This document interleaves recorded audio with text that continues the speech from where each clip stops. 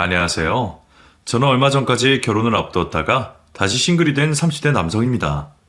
어쩌다 제가 파혼까지 하고 이런 사연을 보내게 되었는지 저는 요즘 제 스스로를 돌아보는 시간을 가지고 있는 중입니다.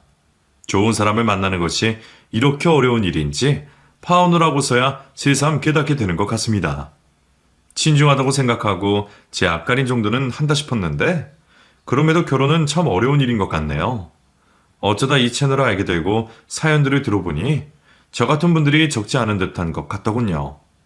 저처럼 파혼에서 끝나지 않고 결국 이혼까지 하신 분들을 보면 저는 차라리 파혼으로 끝나 다행이지 않을까 많은 생각이 들곤 합니다. 그래서 저도 그분들처럼 제 사연을 공유해보려 합니다.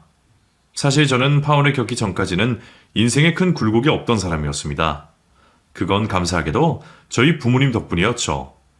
오랫동안 금은방을 운영하셨던 부모님은 어려운 시기를 매번 잘 버텨내시며 오랫동안 노력하신 끝에 남부럽지 않은 성공을 가지게 되신 분들이셨습니다.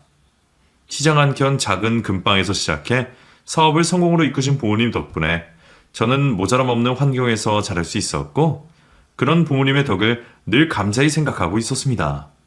그런 저는 저를 잘 키워주시고 좋은 기회와 발판을 마련해주신 부모님에 대한 존경심에 부모님의 가업을 이어받기로 결심했습니다. 그래서 경영대를 졸업하고 열심히 전문 자격들을 따내며 젊은 나이에 주얼리샵을 운영하게 되었죠. 젊은 나이에 사업을 시작하였지만 부모님이 안 계셨다면 그렇게 쉽게 시작할 수 없었을 거라는 것을 저도 잘 알고 있었기에 저는 한 번도 자만하지 않았습니다. 오히려 부모님께 누가 되지 않으려 노력하면서 부모님의 가업을 이어받아 잘 키워내고 싶었죠. 저는 남들과 달리 안정적인 발판을 가지고 사업을 시작하였지만 그래서 더더욱 열심히 노력할 수밖에 없었습니다. 남들이 거저 얻은 행운이라고 생각하지 않게 하기 위해 제 스스로도 떳떳하기 위해 저는 무척 열심히 살아왔습니다. 남들이 여행 가고 즐길 시간에 저는 일을 붙잡고 있었고 늘 바쁘게 살 수밖에 없었죠. 그러다 보니 취미라고 할 것도 없었고 연애도 쉽지 않았습니다. 저도 이제 나이가 있으니 결혼 생각도 해야 했고 그래서 연애도 해봤었지만 이전에 만났던 여자친구들은 전부 저를 이해해주지 못했습니다.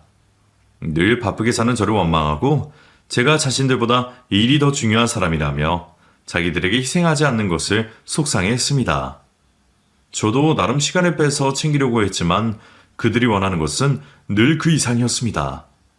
그러면서도 항상 비싼 선물과 고급 데이트들을 바라는 것을 보며 저는 여자들을 어려워하고 점점 결혼에 회의를 느끼기도 했었습니다. 하지만 그러던 중 한 여자를 만나고 저는 그제서야 제대로 된 결혼을 꿈꿀 수 있게 되었죠. 지인의 소개로 만나게 된 영지는 무척 예쁘고 착한 여자였습니다. 미스 코리아 대회에 출전했을 만큼 외모도 뛰어났고 예쁜 얼굴만큼이나 속이 깊고 착한 사람이었죠. 소개팅 날마저 늦었던 제게 타박 한 번 하지 않는 그녀를 보며 저는 금세 그녀에게 빠져들 수밖에 없었습니다. 그렇게 진지한 만남을 시작하게 되었던 저희는 연애를 하면서도 무척 잘 맞는 듯 했습니다. 영지는 바쁜 제 생활을 존중해 주었고 자기 스케줄을 저에게 맞추곤 했었습니다.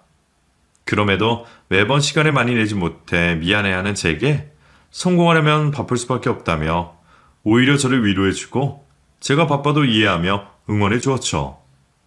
다른 여자들과 다른 태도를 보며 저는 영지가 점점 더 좋아질 수밖에 없었고 비로소 전에 어떤 안정감을 느끼기도 했습니다.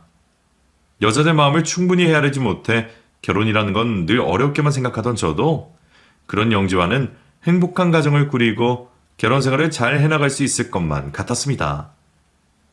게다가 여자친구는 화려한 외모와 달리 수수하고 겸손한 모습에 제 앞에서는 늘 꾸밈 없는 사람이었습니다. 제가 돈을 잘 번다고 해서 많은 것을 바라지도 않았고 오히려 제가 선물을 하고 여행을 가자고 할 때마다 매번 고마워하며 눈물을 보이던 사람이었죠. 영지는 경제력이나 형편은 좋지 않았지만 저는 오로지 여자친구의 착한 성품을 보며 결혼을 결심하게 되었습니다. 영지야, 우리 결혼할까? 나 영지 너라면 행복할 수 있을 것 같은데. 너는 어때? 결혼? 오빠 정말 나랑 결혼하고 싶어? 그럼 영지 너는 싫어? 나 별로야? 아니, 그게 아니라 좀 걱정돼서. 사실 나 오빠에 비해서 잘난 거 하나 없잖아. 모아둔 돈도 한 푼 없고. 지금 하고 있는 쇼핑몰도 적자인데 내가 지금 결혼을 어떻게 하겠어. 돈이 뭐가 중요해? 그리고 영지 네가 뭐가 잘난 게 없어? 너 모자란 거 하나도 없어. 이렇게 예쁘고 착한 여자를 누가 못났다 그래?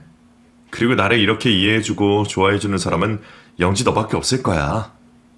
그래도 오빠 부모님은 그렇게 생각 안 하실 텐데. 나 결혼해도 되는 걸까? 우리 부모님 그런 욕심 있으신 분들 아니야. 그냥 우리 행복하면 그만이실걸? 그리고 우리 사이에 뭘 그런 걸 걱정해. 내가 다른 건 몰라도 너 돈 걱정하기는 안 할게. 그리고 지금 하는 일도 힘들면 그만둬도 돼. 어차피 결혼하면 임신도 해야 할 거고 아이들 키워놓고 나중에 나랑 같이 일해도 되는 거잖아? 물론 그건 천천히 상의해야 할 일이지만 아무튼 우리 결혼하는데 그런 부담은 가지지 마. 오빠, 정말 고마워. 결국 저희는 1년의 연애 끝에 결혼을 약속하게 되었고 영지를 만나보신 부모님도 영지를 무척이나 예뻐하셨습니다. 그리고 그 후 저는 곧바로 예비 처가에 인사를 드리러 가게 되었죠. 사실 영지는 부모님이 일찍 이혼을 하시고 어머니 밑에서 자랐었습니다. 장모님은 따님을 혼자 키우시기 위해 무척 애를 쓰셨고 그래서 모녀 관계가 아주 돈독하다고 들었었죠. 그렇게 따님을 잘 키워주신 장모님을 위해 저는 약소한 선물들까지 각별히 신경을 쓸 수밖에 없었습니다. 첫 만남이기에 과한 선물을 할 수는 없었지만 예쁜 꽃바구니와 여자친구가 골라준 명품 스카프를 사들고 가게 되었습니다. 젊은 나이에 사업을 꾸리며 다양한 사람들을 만났던 저였지만 결혼에 허락받기 위해 예비 장모님을 뵈러 가는 길은 무척이나 낯설고 긴장될 수밖에 없었습니다. 안녕하십니까? 저 영지랑 만나고 있는 장영훈이라고 합니다. 어머님, 처음 뵙겠습니다. 그래, 일단 들어와요. 생각보다 미온적인 반응에 저는 조금 당황스럽기도 했습니다. 아주 환대를 바란 것은 아니었지만 그래도 처음 보는 저를 장모님도 내심 반겨주실 거라 생각했으니까요.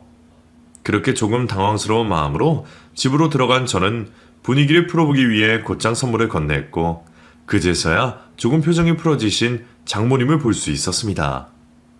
어머님, 이거 별건 아니고 그냥 오기 죄송해서 약소한 선물을 마련했습니다. 마음에 드셨으면 좋겠네요. 꽃만 가져온 게 아니었어? 이게 뭐야? 이거 비싼 스카프네? 어머, 뭐하러 이런 걸 사왔어? 세상에 새로운 거 좀 봐라. 너무 예쁘다. 엄마, 그거 내가 같이 골라준 거야. 엄마 취향에 딱있지? 그랬어? 역시 영진이가 보는 눈이 있다. 엄마랑 딱이다. 너무 마음에 들어?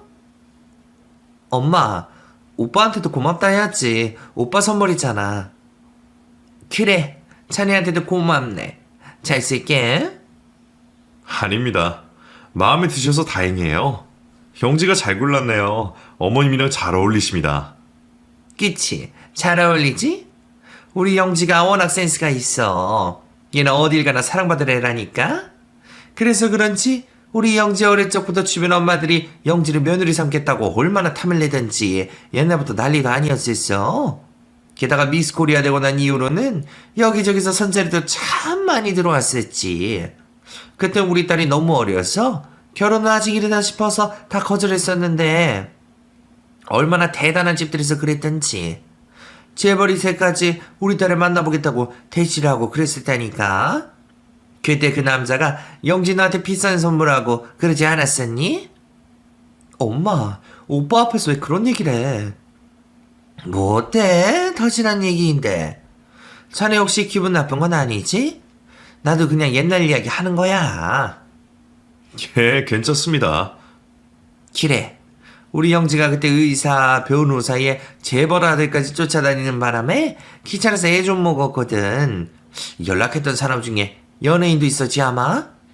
난 아직 우리 딸 시집 보낼 생각이 없는데 다들 왜들 그러는지.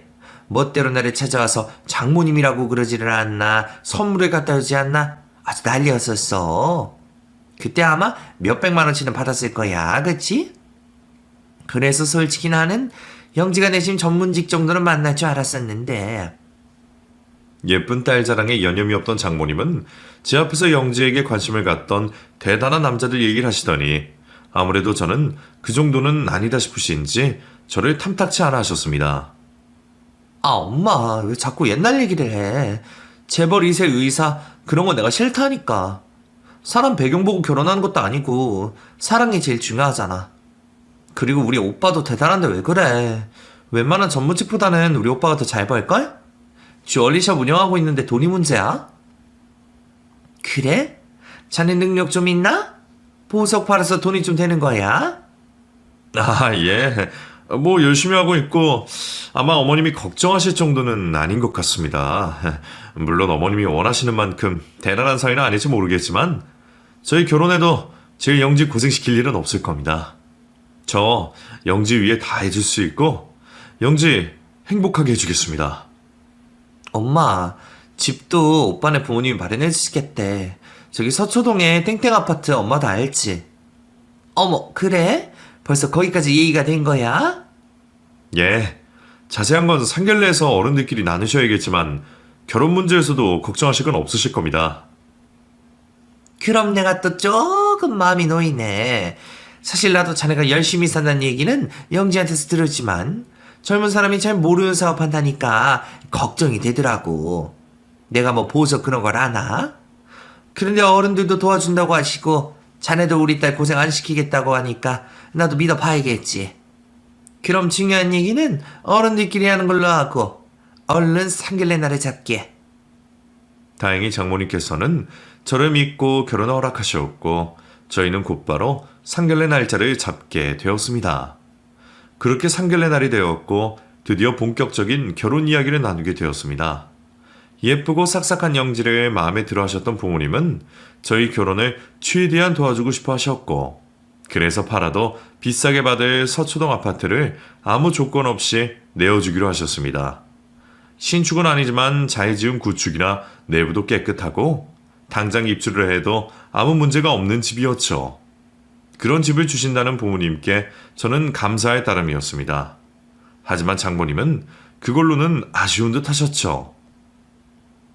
근데 집이 보기에는 깨끗하긴 한데 요즘 애들 스타일이랑도 안 받고 입주하기 전에 리모델링을 좀 했으면 하는데요. 제가 알아보니까 한 1억 정도면 대강한다 그러던데 어떻게 생각하세요? 인테리어만 1억이요? 생각보다 조금 비싸기는 하네요. 근데 나중에 직접 보시면 아시겠지만 거기가 워낙 고급으로 나온 아파트라서 장식도 깔끔하고 지금도 아주 깨끗하고 튼튼하거든요. 제 생각에는 벽지랑 바닥 정도만 하면 될 것 같은데 그건 별로신가요? 아무리 고급이라도 요즘 애들 취향에 맞아야죠. 저희 딸애가 워낙 자기처럼 예쁜 걸 좋아하거든요. 어차피 평생 살 집이면 미리 손을 보는 게 좀 낫지 않을까요?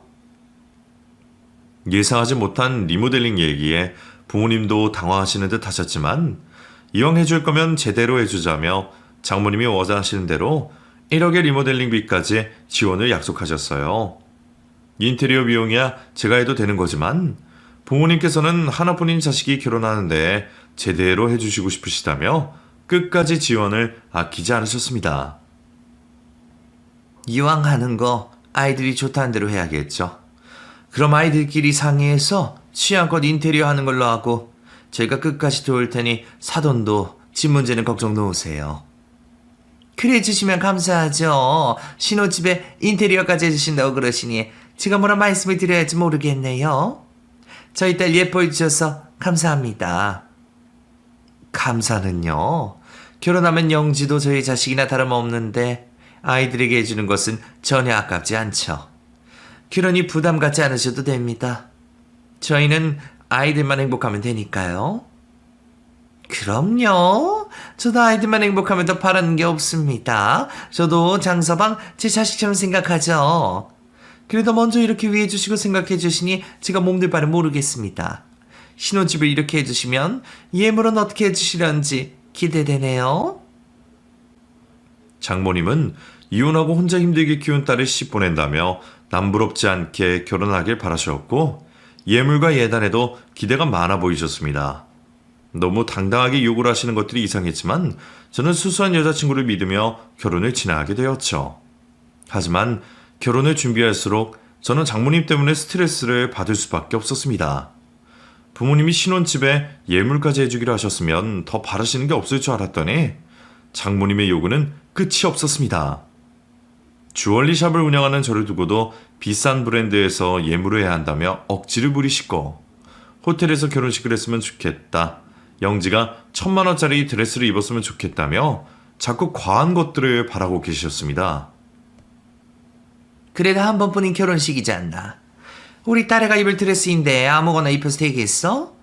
자네도 영지가 예쁜 모습 보고 싶지 않아? 그렇다고 해도 하루 대여료가 1,000만 원은 너무 비싼 것 같은데요. 연예인들은 다 이 정도 입는다는데 왜 그래? 괜히 아끼지 말고 쓸 때 제대로 쓰지 그래. 이혼하고 혼자 자식 키우시면서 별별 고생 다 하고 어렵게 사셨다는 분이 딸 결혼시킨다며 이거저거 재고 따지고 평생 바라지 않으셨던 비싼 사치품들을 바라시는 걸 보며 저는 의아스러움을 감출 수가 없었습니다. 제가 보기에는 장모님의 욕심이 너무 과하신 게 아닌가 싶었죠. 미안해 오빠. 우리 엄마가 오빠가 되게 대단한 줄 아나 봐. 자꾸 딸 시집 잘 보낸다면서 욕심을 내는 것 같더라고. 내가 좋은 것만 누리길 바란다고 하시니까 나도 뭐라고 할 말이 없더라. 그래도 오빠가 부담된다면 내가 엄마한테 잘 말해볼게. 너무 걱정하지 마. 그때까지 저는 장모님이 딸의 결혼에 들떠서 그러시는 거라 생각하며 어느 정도 장모님을 이해해보려 했죠. 그렇게 결혼 준비를 하던 중 저는 바빠서 프로포즈를 미처 하지 못했던 여자친구에게 미안한 마음에 선물을 하려 했습니다. 남들처럼 프로포즈 반지에 가방 정도는 해줬어야 하는데 바쁜 제 스케줄 때문에 결혼 준비를 서두르다 보니 따로 프로포즈를 할 시간이 없더라고요. 결혼 준비하는 내내 장모님이 쫓아오시고 저는 여자친구와 따로 데이트할 시간이 없어서 이래저래 기회가 없었어요. 여자친구는 애써 괜찮다고 말했지만 평생 한 번뿐인 결혼을 앞두고 괜히 섭섭할 일을 만들고 싶지 않았습니다. 그래서 선물이라도 해줘야겠다는 생각에 저는 결혼 전 가방이라도 하나 사주려 생각을 했었죠. 영지야, 내가 프로포즈도 제대로 못 해주고 미안해서 너 가방 사줄 테니까 이따가 나와. 정말? 나 그런 거 안 받아도 되는데. 그래도 결혼 전에 마지막으로 선물해주고 싶어서. 원래 여자들 결혼 선물로 가방 같은 거 받는 거라며? 나 오후에 시간 날 것 같으니까 백화점 앞에서 보자. 이따가 봐. 그렇게 여자친구와 약속을 하고 나갔더니 장모님이 그 자리까지 따라 나오셨더라고요. 장모님도 계셨네요? 응, 엄마도 같이 왔어. 내가 명품 같은 거 잘 모르잖아. 엄마가 골라주겠다고 같이 와줬어. 괜찮지? 그래, 영지 얘는 이런 거 하나도 몰라. 그렇다고 남자인 자네가 뭘 알겠나? 결국 그렇게 또다시 저희 셋이 동행을 하게 되었습니다. 가방 하나 사는데 뭐 이렇게 오래 걸리는지 여기저기 매장마다 다 들어가서 구경을 하는 바람에 저는 계산을 하기도 전에 진이 빠지는 기분이었어요. 그리고 결국 제일 비싸다는 브랜드 매장에서 한참을 고민하던 두 사람은 가방 하나씩을 들고 나타났습니다. 오빠, 이거 어때? 엄마가 나한테 이게 잘 어울릴 것 같다는데 잘 어울려? 예쁘다. 너도 마음에 들어? 그럼 나야 뭐든 좋지. 근데 좀 비싸서. 결혼 선물인데 뭐 어때? 너 마음에 들면 그걸로 하자. 얼마예요? 계산해 주세요. 저기 그럼 이것도 같이요. 장서방, 나 이거 마음에 드는데 말이야. 내가 여기까지 따라와서 고생한 보람이 있는데 내 것도 같이 사주면 안 되나? 예? 장모님도 고르셨어요? 아니, 나도 매 보니까 마음에 들어서. 여기는 한 번 보려면 몇 시간씩 기다려야 한다며. 이왕 여기까지 왔는데 내 선물도 같이 해줘. 예. 그럼 이것도 같이 계산해 주세요. 언제 고르신 건지 슬쩍 자기 가방까지 챙겨오신 장모님의 선물까지. 그날 저는 몇 천만 원을 쓰고 나왔습니다. 아무리 남들보다 잘 번다고 하더라도 돈 몇 천이 남의 집 개 이름은 아니었죠. 자꾸 옆에서 이것저것 참견하고 욕심부리는 장모님이 피곤해진 저는 바쁘다는 핑계로 나머지 결혼 준비를 여자친구에게 부탁하게 되었습니다. 영지야, 내가 바빠서 그런데 나머지 혼수나 그런 건 네가 알아서 골라. 어차피 장모님이 따라다니시니까 어렵진 않을 거 아니야. 뭐? 그래도 우리 결혼인데 어떻게 나 혼자 해? 미안해. 내 카드 줄 테니까 필요한 건 이걸로 사고. 알았어. 바쁘다는데 어쩔 수 없지. 내가 엄마랑 보러 다닐게. 저는 여자친구에게 결혼 준비를 하라며 카드를 주었고 며칠 지나 제게 카드 사용 내역이 날아오기 시작했습니다. 하지만 사용처를 보니 결혼 준비와는 전혀 상관없는 내역들이 찍혀 있었습니다. 미용실, 음식점, 마트까지 전부 결혼 준비로 사용했다기에는 너무 사소한 것들이라 혹시 카드를 잃어버렸나 걱정까지 했는데 그런데 알고 보니 그 카드를 장모님이 사용하고 계셨다는 겁니다. 장서방, 그 카드 내가 들고 있었어. 그런데 내가 깜빡하고 내 카드랑 헷갈렸나 봐. 이거저거 좀 썼는데 어쩌지? 그러셨어요? 저는 카드가 분신될 줄 알았네요. 근데 이 정도는 좀 이해해줘야 하는 거 아니야? 내가 누구 때문에 고생하는 거야?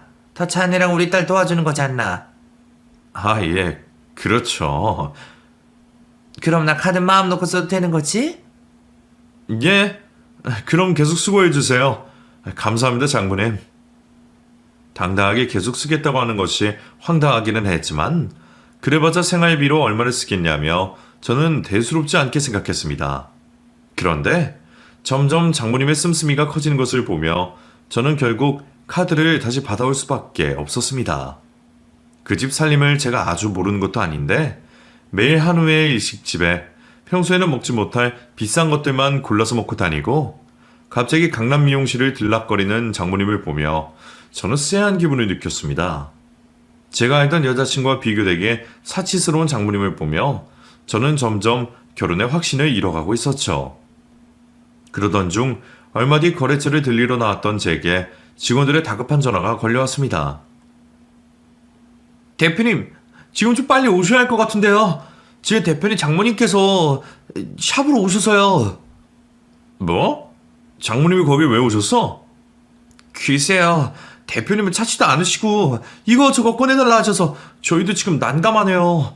어떻게 하죠? 내가 지금 바로 갈 테니까 조금만 고생해줘. 괜히 미안해요. 예, 빨리 와주세요. 장모님이 연락도 없이 가게에 찾아와 이것저것 요구하신다며 당황스러워하는 직원의 전화를 받은 저는 거래처와의 업무도 서둘러 정리한 채 서둘러 샵으로 급히 들어갈 수밖에 없었습니다. 혹시나 싶어 가는 동안 장모님과 여자친구에게 전화를 걸어봤지만 아무도 받지는 않았습니다. 대체 왜 제게 연락도 없이 혼자 가게로 찾아오신 건지 의아스러웠지만 그때까지 저는 최대한 당황스러움을 가라앉히며 좋은 마음으로 생각하려 했습니다. 하지만 가게에 도착해 직원들과 실랑이 하고 있는 장모님의 모습을 본 순간 애써 침착하려 했던 저는 짜증이 날 수밖에 없었죠. 사모님, 이건 안 되세요. 이거 너무 고가라서요. 너희들, 내가 누군지 몰라서 이래? 나 너희들 대표 장모 될 사람이야. 너희 대표님이 나한테 이러는 거 보면 가만히 계시겠니? 장모님은 직원들 앞에서 저를 거들먹거리며 과도한 요구를 하고 있었습니다. 저희 부모님도 안 하실 그런 행동을 저를 내세워 장모님이 그러시는 것을 보며 가뜩이나 결혼에 대해 고민이 생겼던 저는 당황스러울 수밖에 없었죠. 저는 서둘러 샵으로 들어가 장모님을 말렸습니다. 장모님, 전화라도 주시지 여기까지 어떻게 오셨어요? 우리 장서방 왔어? 어떻게 오긴 지나가다 생각나서 들렀어. 그럼 연락이라도 주시죠. 저도 없었는데 뭐하고 계셨어요? 뭐 어떤가? 우리 사회 가게인데 언제라도 올 수 있는 거지. 요즘 내 목이 좀 허전해서 목걸이 하나 골라보려고. 안 그래도 잘하네 장서방. 이 직원들이 말이야, 내가 이것 좀 꺼내달라는데 싫다 그러네. 근데 장모님, 그 목걸이는 좀 곤란해서요. 목걸이가 필요하시면 다른 적당한 것도 많은데 다른 걸 보시면 어떨까요? 왜? 이게 엄청 대단한 건가? 하긴 다이아가 예술이긴 하네. 이런 건 많이 비싼 건가? 장모님이 직원에게 꺼내놓으라며 실랑이를 벌이고 있던 목걸이는 다이아 가격만 10억이 되는 10kg짜리 고급 다이아 목걸이였습니다. 서울 아파트 한 채 가격과 맞먹는 고가의 목걸이였기에 아무리 장모님이라도 함부로 보여드리기가 어려운 물건이었죠. 장모님, 이게 10억도 넘는 거라서요. 다른 걸 추천해드릴 테니 이쪽으로 와보시겠어요?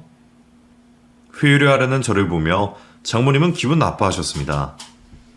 아니 이게 10억이든 20억이든 그래봤자 목걸이인 거지. 그냥 한 번만 좀 차보겠다니까. 내가 한번 차본다고 달아없어지기라도 하나? 왜? 내가 사지도 못할 목걸이 차본다니까 기분이 나빠? 자네나 이렇게 기분 나쁘게 해도 되겠어? 사모님, 여기 사파이어와 다른 것들도 많이 준비되어 있습니다. 디자인적으로도 사모님께 어울리실 거예요. 너는 뭐야? 뭔데 어른들 얘기하는데 끼어들어? 너 그따위로 일하라고 배웠어?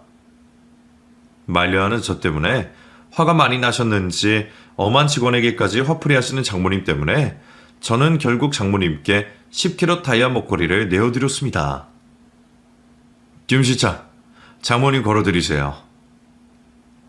거봐, 대표님도 그러라고 하시지 않니? 장서방 걱정할 거 없어. 내가 설마 뭐 스크래치라도 낼까봐. 어머 이것 봐봐. 이래서 보석은 쳐봐야 하는 거야. 그냥 떡하니 누워있을 때는 이게 10kg인지 뭔지 값어치가 안 보이더니 내가 해보니까 이제야 태가 나네. 어때 장서방? 나한테 잘 어울리지 않나? 예? 아니, 잘 어울리네요. 그럼 한번 해보셨으면 이제 풀을까요? 아니 장서방 왜 그렇게 성격이 급해? 이 목걸이가 비싸긴 비싼가 봐. 평소 통 크던 장서방이 이렇게 한다리네. 그냥 아무리 봐도 이거 나랑 잘 어울리지 않아? 원래 이런 고가 물건들은 다 자기 주인 찾아가야 하는 법인데. 혹시나 싶어 서둘러 목걸이를 돌려받으려던 저는 목걸이를 탐내는 장모님의 얘기에 기가 막혔습니다. 장모님 경제 사정으로 보면 10억은커녕 당장 1,000만 원도 결제하기 어려우실 텐데 무려 10억이 넘는 그 목걸이를 갖고 싶어 하시는 장모님이 무슨 의중인지 저도 모르지 않았습니다. 이번에도 언제나처럼 제게 공짜로 바라고 계신 것이겠죠. 제가 이해할 만한 적당한 가격대라면 제가 직접 구매해서 드릴 수도 있겠지만 2천만 원도 아니고 무려 10억이 넘는 목걸이를 갖고 싶다며 눈치를 주시는 것을 보면서 저는 황당함에 무슨 말을 해야 할지 몰랐습니다. 제가 할 말 없이 헛웃음만 짓고 있으니 장모님은 대놓고 얘기를 꺼내시더군요. 장서방 이거 그냥 놔주게. 어차피 지금 당장 사겠다는 사람도 없다며.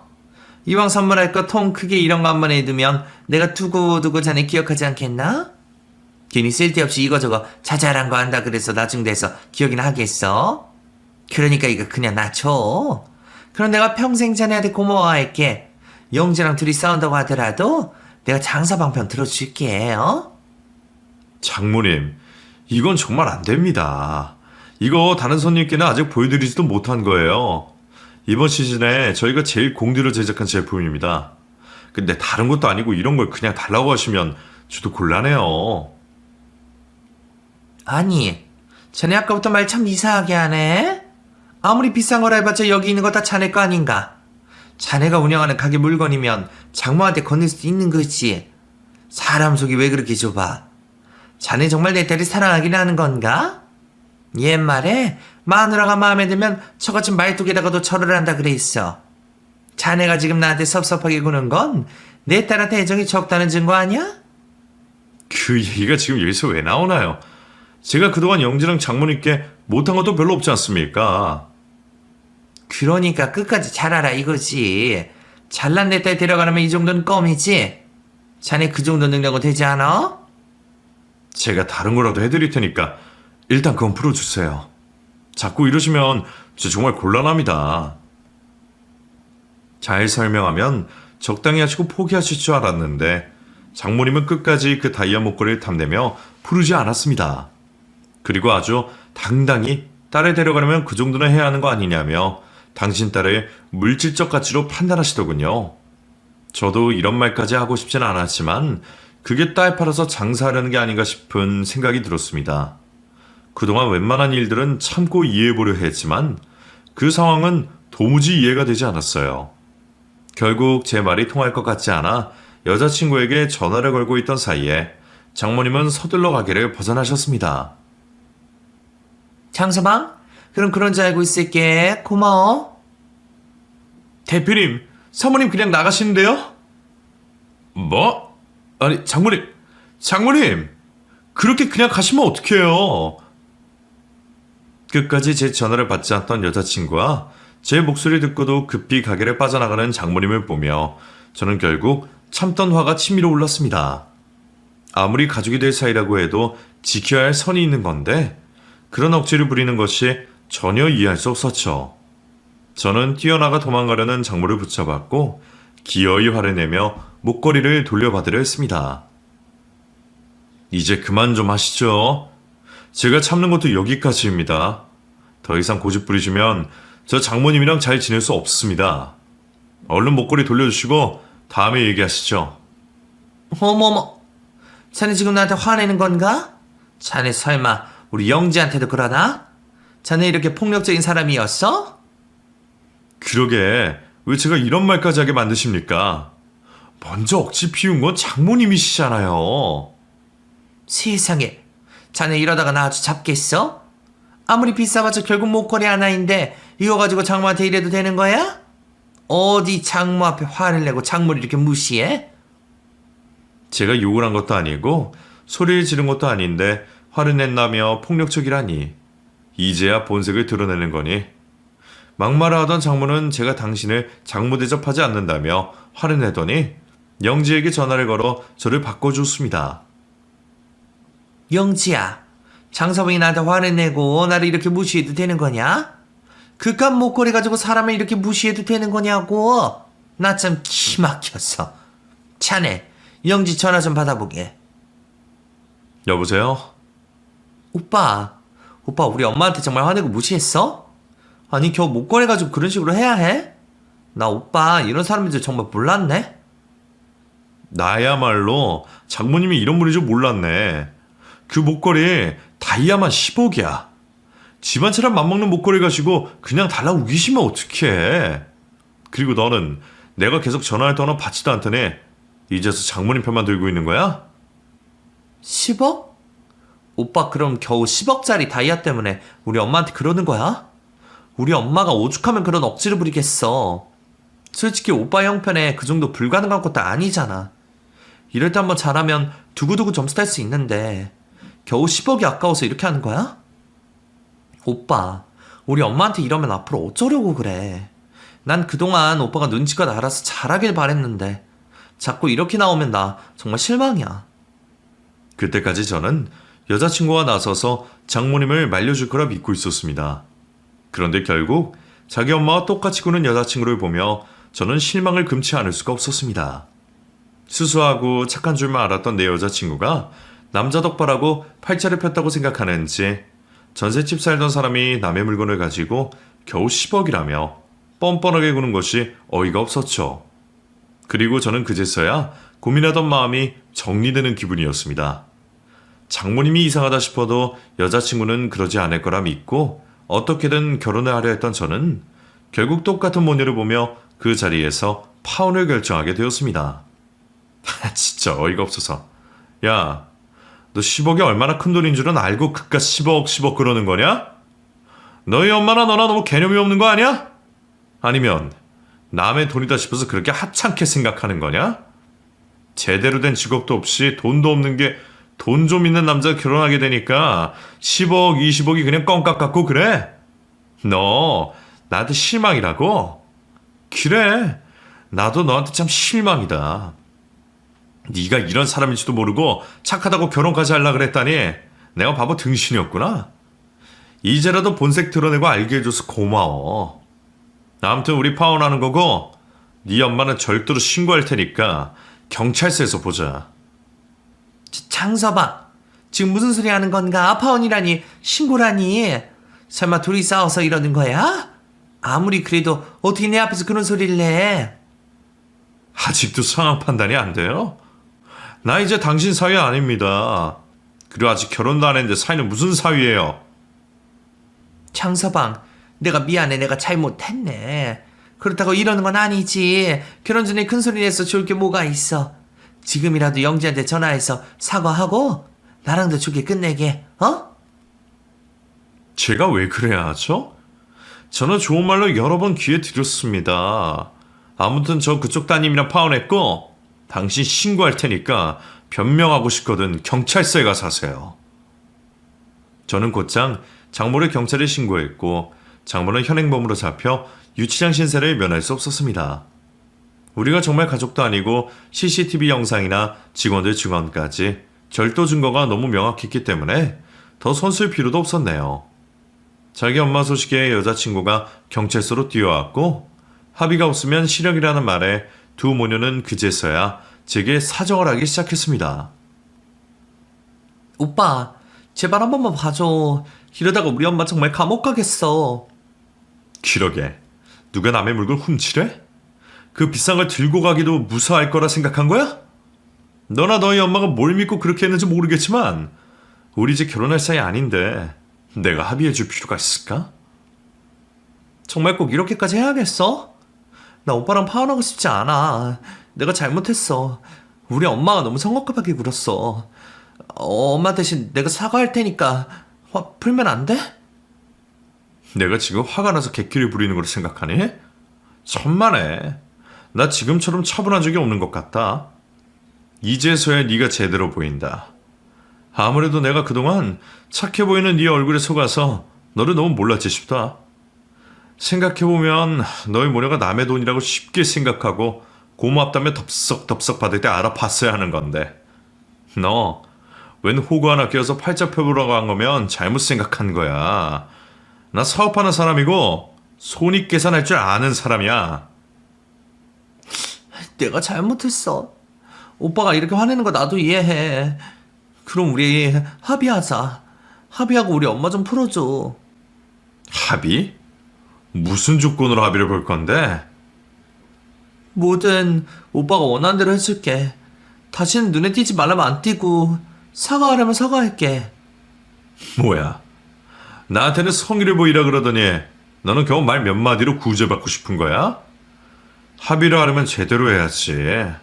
내가 그동안 결혼 준비하면서 너희 모녀에게 들었던 돈, 오늘 일로 벌어진 손해배상, 파혼하면서 계약 파기 위약금 전부 내면 나도 합의할게. 정확한 내용은 변호사 통해서 보낼 테니까 보고 연락해. 저는 끝까지 동정의 눈물로 호소하려는 여자친구를 떼어넣고 그 자리를 벗어났습니다. 그리고 변호사를 통해 합의서를 보냈죠. 마음 같아서는 그동안 데이트 비용까지 전부 청구하고 싶었지만 똑같은 수준이 되고 싶지 않아 변호사와 상의해 최대한 합리적인 선에서 합의금을 정리했습니다. 그 돈을 다 해봤자 신혼집 혼수 가격도 되지 않았지만 그 모녀는 그마저도 버겁다며 징징거리고만 있었습니다. 하지만 어쩌겠나요? 자기 엄마 감옥 보내지 않으려면 합의를 해야 했기에 결국 얼마 뒤 두 모녀는 합의금을 지불했고 저는 약속대로 고수를 취하해 주었습니다. 오빠, 우리 이제 정말 못 보는 거야? 정말 나 용서해줄 생각 없어? 나 이젠 정말 잘할 수 있어. 엄마도 이번 일로 반성 많이 했고. 나 오빠한테 성의 보이려고 가지고 있던 명품들 다 빨아서 합의금 마련한 거야. 나 이제 정말 빈털털이라고. 그것들도 어차피 네가 번 돈으로 산 것도 아닐 거 아니야. 다 남자들이 사준 것들 아니야? 이제라도 그 사람들한테 고마워해. 그리고 이참에 너도 정신 차리고 새 인생 살아. 너도 이제 30인데 얼굴만 믿고 결혼하기에는 어렵지 않겠어? 그러니까 이제라도 힘들어 노력하고 제대로 된 인생 살아. 괜히 다른 남자 호구 잡아서 무임승차할 생각하지 말고. 그렇게 저의 결혼은 파혼으로 끝이 났습니다. 추접스럽게 끝이 나서 그런지 미련이나 아쉬움도 없더라고요. 그냥 이제라도 정신을 차려서 다행이구나. 이혼만은 면했구나 싶은 생각이었죠. 부모님은 자세한 내막까지는 모르시지만 제 성격을 아시기에 알아서 잘 결정했으리라 믿고 계십니다. 그런 제가 앞으로 할 일은 그런 부모님께 더 좋은 며느리감을 보여드리는 일뿐이겠죠. 제 나이도 벌써 30이 훌쩍 넘었고 언제 어디서 좋은 사람을 만날 수 있을지 모르겠지만 그래도 이번 일을 계기로 사람 보는 눈을 좀 더 키울 수 있지 않을까 싶습니다. 그럼 앞으로도 열심히 살기를 약속드리며 제 이야기는 여기서 마치도록 하겠습니다. 감사합니다.